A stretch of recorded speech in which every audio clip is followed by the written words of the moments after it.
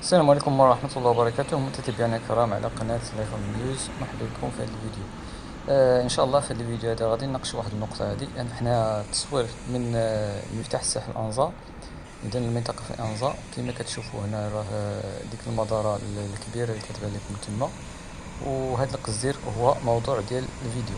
كنعرفها من مدينة أكادير كتستضيف حاليا الجمهور والفرق اللي كتلعب في كأس أو فعالية كأس أفريقيا للأمم.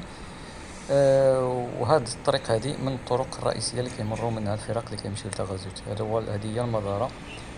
بالمناسبة كانوا فيها لي درابو، يعني الأعلام ديال الدول المشاركة، ودابا ما عرفتش شكون حيدهم علاش وما عرفتش كيفاش. المهم هذه نقطة أخرى، ولكن النقطة اللي بغيت ندوي عليها هو هذا القصدير هذا اللي كيبان لكم قدامكم، اللي كيشكل واحد منظر ما زوينش صراحة. نقدر نقول منظر بشع كما كتشوفوا هنا أقرب نقطة لديك المزارة، يعني على بعد الأمتار.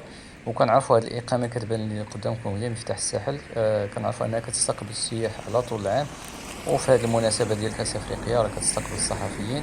احنا المزارة هو القصدير، يعني في هذه المناسبة كتستقبل كاينين الصحفيين، كاين لي فلوغور، كاين الجمهور.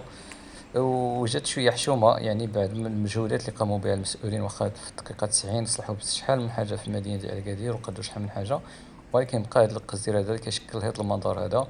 لان حتى الوفود المرافقه والصحفيين المرافقين للفرق اثناء التنقل ديالهم راه غادي تجيب الكاميرا هذا المنظر هذا. راه كما قلت لكم المنظر على 2 خطوات وقصدير حداه، ومشكل حتى ما مصلوحش مزيان، يعني شي طايح شي نايض شي مقاد. اذا نتمنى المسؤولين يردوا البال هذه النقطه هذه، لانه ممكن يحطوا مثلا يعني مزروعات او نباتات اللي تقدر تضر ديك المنطقه، ويقدروا يبدلوا داك القصدير اللي هو اصلا كيشكل خطوره على الساكن والزوار على طول العام. نتمنى يردوا البال هذه النقطه هذه. دمتم في رعايه الله والى اللقاء.